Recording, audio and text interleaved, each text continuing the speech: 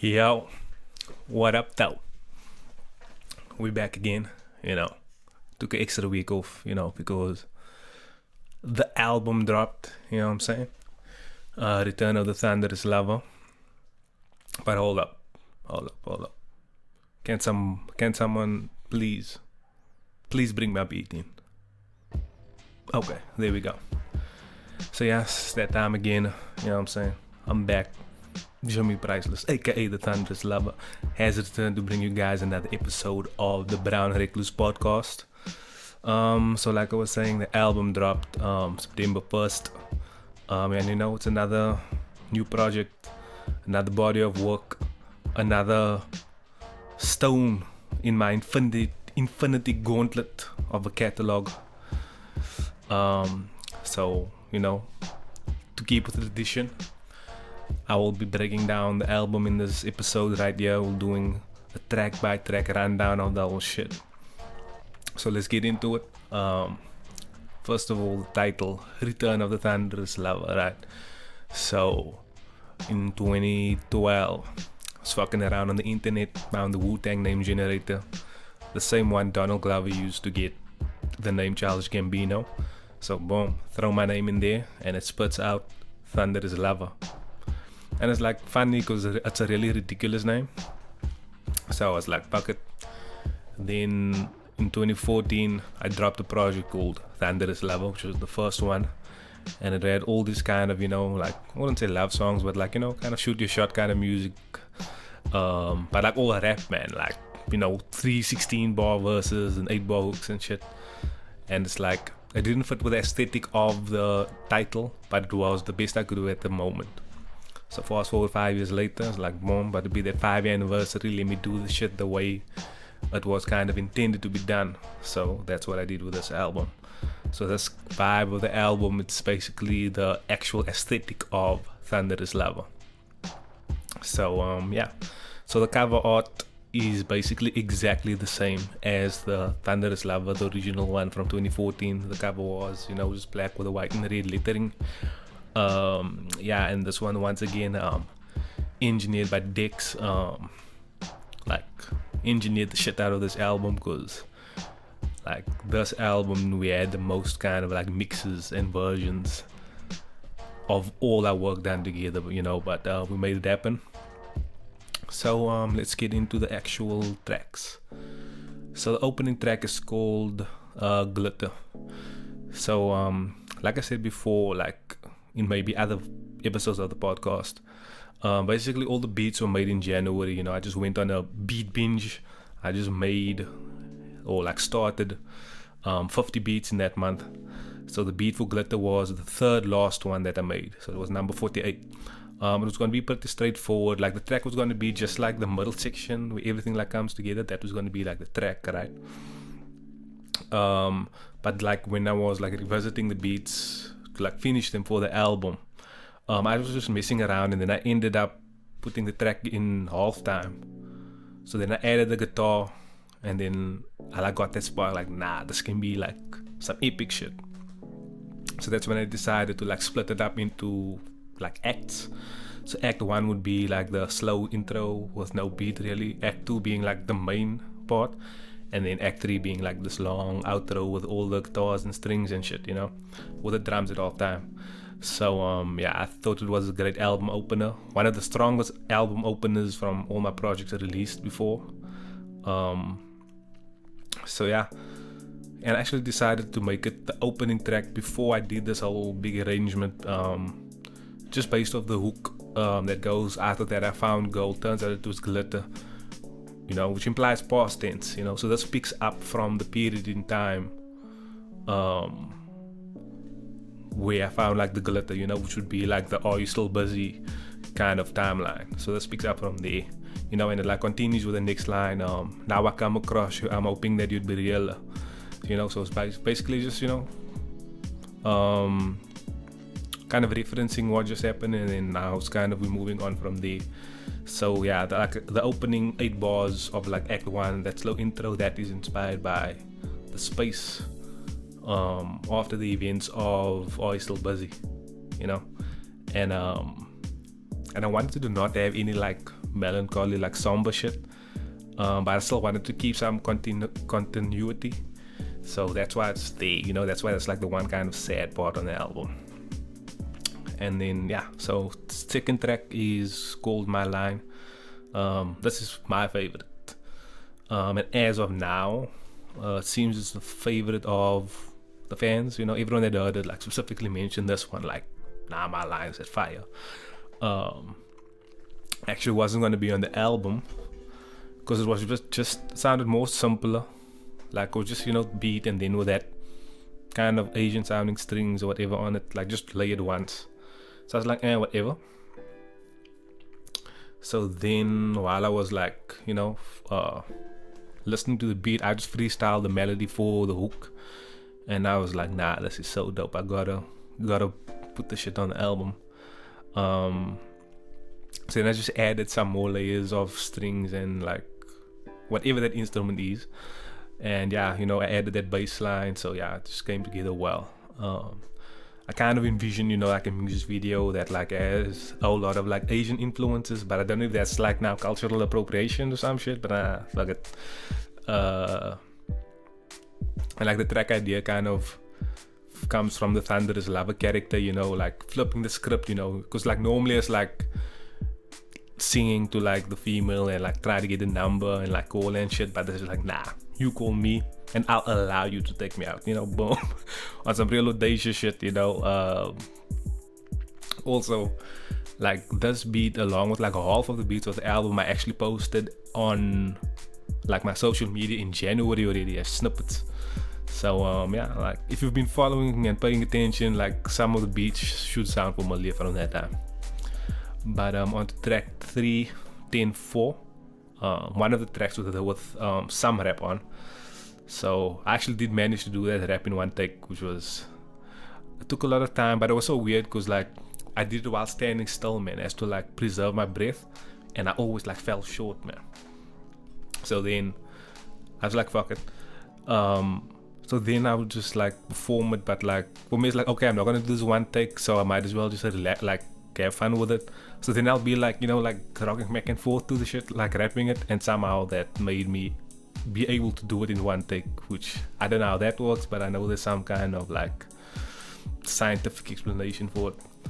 And also depending on what way you're listening, like through speakers or headphones or whatever, if you listen, the rap might be kind of like soft and kind of like in the back of the mix, and that's because what are the lines that follow the rap? The very first line is, but I can't hear you, it's too loud. So if anyone picked up on that kind of lower volume of the rap compared to the rest of the vocals, it's because, you know, it fits with the theme, you know what I'm saying? It's a method to the madness in this bitch. Yeah, but I didn't want to make it too soft, you know, because then it's like you don't hear it, and I put a lot of effort into doing that shit in one take. So yeah, the beat for this was the last one I started working on actually, and the last track I decided to actually put on the album, because at the time there was like 1 or 2 spots still open, you know, to make the album. But I was just like sweeping my room and I just heard the beat, like playing the beat, and I was just like jamming to it, man, and it just hit me in a different way. So I was like, okay, nah, let's focus on this one, you know, let's see what potentially is. And then once I added the guitar, which starts in the second verse, I was like, okay, done deal, this is going on the album. Then on to track 4, Exit. This beat's also one of the last ones I started making. I think it was like number 43 out of the batch. But yeah, didn't think much of it. And then out of like the previews that I like posted on like my timeline or whatever, this was the one where actually someone responded and was like, yo, this is dope, man. And this person doesn't even listen to my music like that. So I was like, oh, okay, if you didn't even listen to my music specifically, but you bang with that shit, then it has to be a contender. And I was actually trying to get that person on like the album to do like background vocals and shit, but didn't work out. So yeah, it's all good, you know. Auto-tune is all I need to get the job done. I first sang the hook in a lower register because I was just like more kind of comfortable, I guess, or what I'm used to.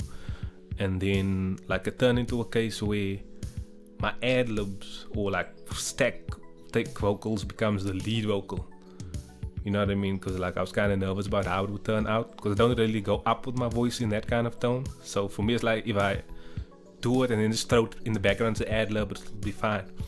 But like it's happening more regularly where that ad lib take will actually be like the main take. Like nah, it actually sounds dope. So yeah, this was gonna be the closing track of the album, you know, because it's called Exit. So, but I didn't feel like it had that energy, you know, and I thought it would be cool to follow 10-4, because 10-4 is like, can I get your info? We can make a move now. Let's go. And then Exit is where you actually make a move and get up out of wherever you are with whoever you're speaking to. And I got this idea while I was out at night once, which happens really. So, yeah. I was just at this place, and then it's like around a bunch of people, and shit was going good, but it's like eventually my like being outside around people meter ran really low, so I was like, yeah, I'm about to be out this bitch. So yeah, because I'm like a very like at home kind of guy, as you guys can see. Like every podcast is shot in the same place. I mean, like I'll see event posters and flyers, and it'll be like free entry before 11, and I'm like, bitch, I'm trying to be at home by 11. And I think with this album, I didn't even notice it until I like started listening to the album in completion. Whereas like I really express how much of like a recluse I actually am. Like if you pay attention to the lyrics, it's scattered across certain tracks of the album. But yeah, on to track 5. It's called Standby. One of the first tracks made, actually the second beat from the January session.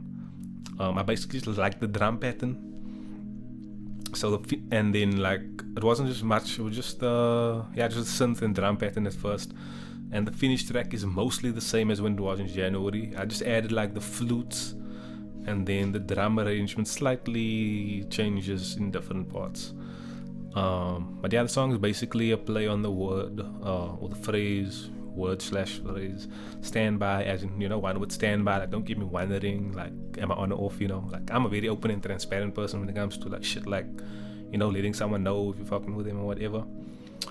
But although not now as much, I think, because I feel it's like I'm showing my cards too early, so it becomes kind of boring for the person that you kind of pursuing. Because now it's like they know that you're fucking with them, so now they can like just kind of mess you around or whatever, because they know you're not going anywhere. But yeah, so I think I'm kind of more reserved now, or at least theoretically. I didn't test the shit out yet. And then the second play on words of like stand by, as in, you know, 2 words, like you can't stand by and just, you know, let this kind of vibe go to waste. Yeah, so that's track 5. And then on to track 6, going on to the second half of the album. This is Come and Stay. This is kind of like a alteration on the phrase come and go. So I want you to come and stay, you know what I'm saying? So you can give the word come whatever meaning you want, like that's on the listener. The song also references a lot of songs in the lyrics though. Like We'll Make It Go Right Out There, It Takes Two. That's a reference to the track It Takes Two by Rob Bass and DJ Easy Rock. And then the line but I heard if you admire someone, tell them. That's from Kanye's Big Brother, where he says if you admire someone, you should go and tell them. People never get the flowers while they can still smell them. So it's like, you know, y'all guys know I'm a Kanye fan, so and this is like the only track the way I used so many like drum and percussive elements, like bongos, like the kick, another drum, the drum shots, skin drums. Yeah, shit I don't normally do, which is why I wanted it on the album, you know, just something different. The strings were also added just before I finished the beat, like last minute kind of a move. It's actually the fake sounding orchestra preset, like from one of the stock FL plugins. Like I can't remember what it's called, but for some reason I'm starting to like these fake strings more. And the airplane mode mentions are there simply because I kept putting my phone into airplane mode by accident, because like while I was working on the track, goes the, like, you know, when you scroll down and you have icons, so it's like every time I want to put on the Wi-Fi, but I kept putting the phone, like I kept pressing the airplane mode icon. So then I was like, if I could throw it in the track somewhere. Also, the line by FIFA all, but we can kick it. That's like, you know, true story shit. Like I'm still rocking, you know, FIFA 16 on the PS3. And it's basically because I'm not that much of a gamer really. Like, what I will do is, like, I'll mostly play like PS3, either FIFA or like GTA 5 when I'm listening to an album, man. Because like I can't sit still and listen to an album. So it's like that kind of keep my hands and eyes busy while I like focus on the album, man. So like that just helps me, you know, absorb and kind of what's the word, digest like albums that I like listening to better, especially if I'm listening to the album for the first time. So yeah, that was Come and Stay. On to track 7, Wake Up. So this is the only rap song that I would consider a rap song on the album. Another one where I like kind of reference some other tracks or some other like lyrics, like where I say, if there's a drought you can drink the tears from my eyes. That's from a Lupe Fiasco song, the coolest, where he says, and if it gets dark and everything's dry, I will cry so that you can drink the tears from my eyes. So yeah, I basically like that line a lot, so I just shortened it to fit the beat. You know what I'm saying? And Lupe is like one of my favorite rappers. Like the cool, like that album blew my fucking mind when I heard it. And it's weird because like overall, like in terms of his catalog, I wouldn't say I'm that much of a, like, I don't play a lot of it much. Like there's maybe only half of the albums that I'll have like in a rotation. But like when it comes to like just raps, like Lupe is my guy. You know what I'm saying? That was always like the bar that I had to kind of like get up to. But as for like Wake Up, like that's become such a common thing where if someone listens to my music for the first time or see me in person for the first time, like after hearing my music, they'll always be like, nah, you're so slept on, like nah, they're sleeping on you. So in my mind, that idea of like Wake Up as a song title was always there, but I just redirected the energy into more of, you know, the Thunder is Lover kind of realm. So you know what I'm saying, like, cause I'm a great guy, like I know the shit, you know what I'm saying, like yeah, I'm not even gonna go further into that. But anyway, I was like a simple 2-verse track with a hook in the middle, and then yeah, but then once again like one of those last minute kind of adjustments. While I was finishing the beat for it, I added the break in between the verse and the hook, so it was gonna be just blank though. Like I was just gonna let it play, so the verse ends, that small 4-bar beat plays, and then boom, hook. But then when recording, once again during ad-libs, I just added that "Don't You Be Sleeping On Me" part there as like just in the moment kind of thing, man. So then it was like, just like fuck it, let's leave it in the track actually. And then also the line where I say, we can make a town, we can paint the town, we can make a mess. Like for those 50 beats that I made in January, like I wrote for each of them, and so that they have like kind of rough blueprints of what songs could be. And like for some reason, like paint the town was a phrase I used regularly, like not in all of them, but like at least in 5 or 6 out of like the 50 kind of rough ideas, I used that phrase for some reason. And then also, like if you listen, there's this whistle / fluting that's in the beat that comes in, and that is actually me. And like boom, once again, you know, the ad-lib takes just having that unwritten, unplanned magic, because like while I was recording ad-libs, I just like whistled off the end of one of the lines, and then while doing the reference mixes, so I could send it to Engineered by Dex, like I just added effects on that, on the ad-lib take. And then for some reason I put auto-tune. So then I put auto-tune on it, and then like that whistle just sounded better. So then boom, chopped it up and actually made it part of the beat. So yeah, it's another, you know what I'm saying, behind the scenes, that exclusive shit, you know what I'm saying. But yeah, this is just another track that basically captures the essence of, you know, Thunder is Love, as just being basically the most kind of not extravagant, but just feeling yourself to the full extent, man, you know what I mean? Just, you know what I'm saying, just feeling yourself.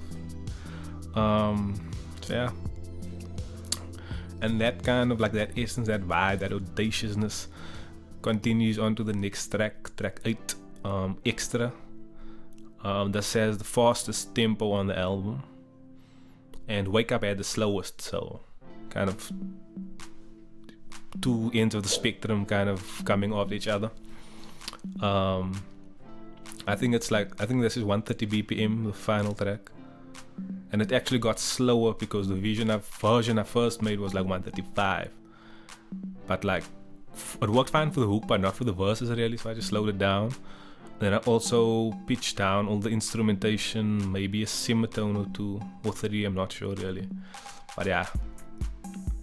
So like this is just like, once again, just that Thunderous Lover vibe, because the idea is kind of Thunderous Lover. If it had to be like a character, it would be very like Austin Powers, Johnny English kind of like, I don't give a fuck, I'm the shit, and everything's just gonna work out even though I don't look exactly the part, you know what I mean?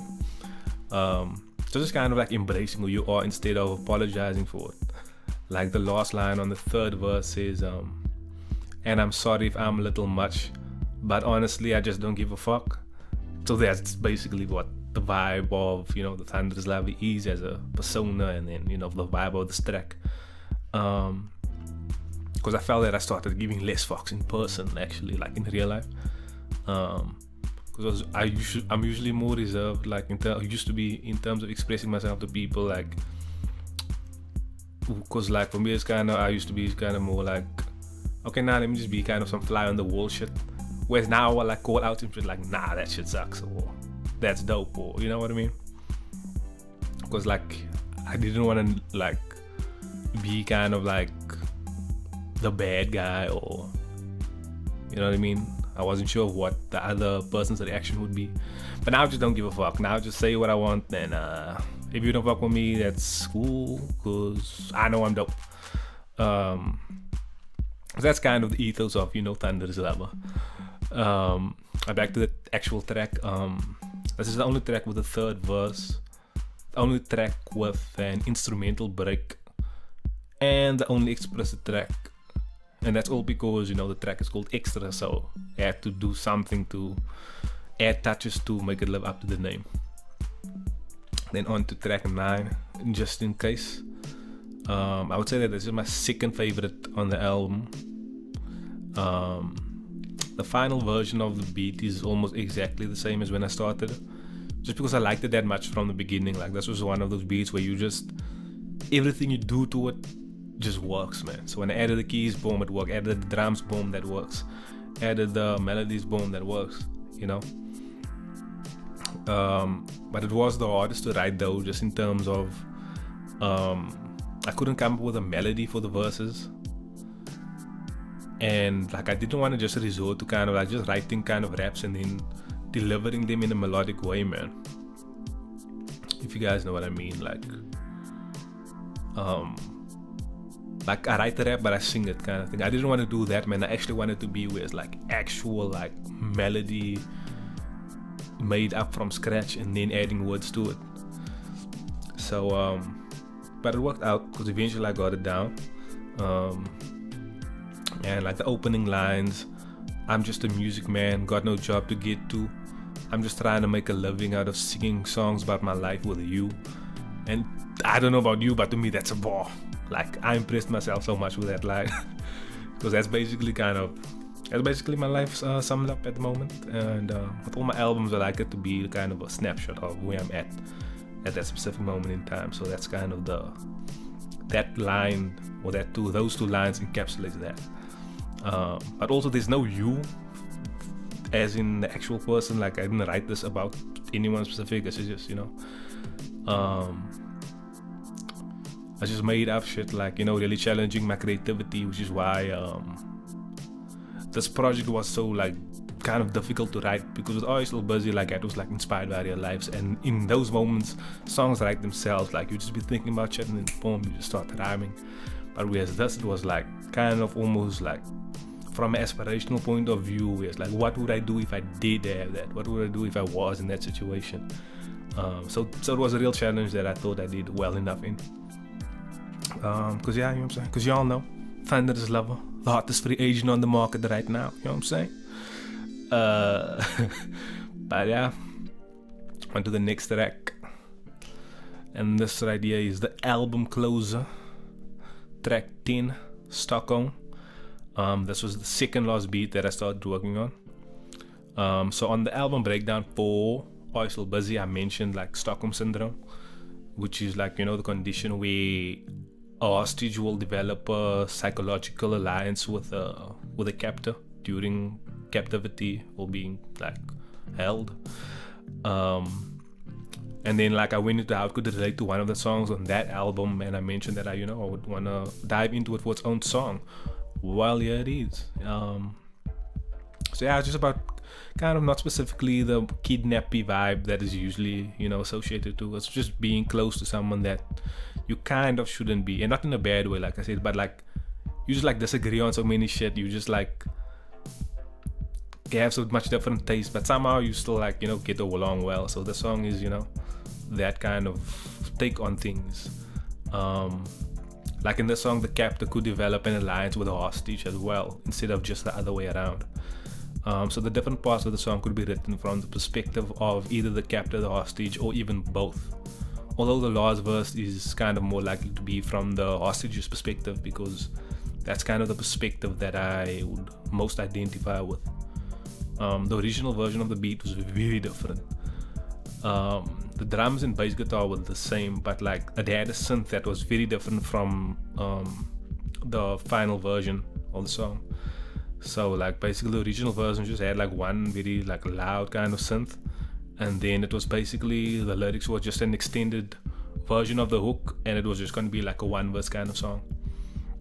But then I just changed some shit around, added these kind of, again, these Asian sounding strings, and then I just rebuilt the beat and restructured the song. And the synth that appears midway through is actually from another beat from the January sessions that kind of is not going to be used. But I kind of like felt it fit so much on this track that I had to, use it again. So yeah, this is Stockholm. And yeah, that's track 10, and that's the album, ladies and gentlemen. Return of the Thunderous Lover. Hope you guys enjoy the album, and I hope you guys keep enjoying the album.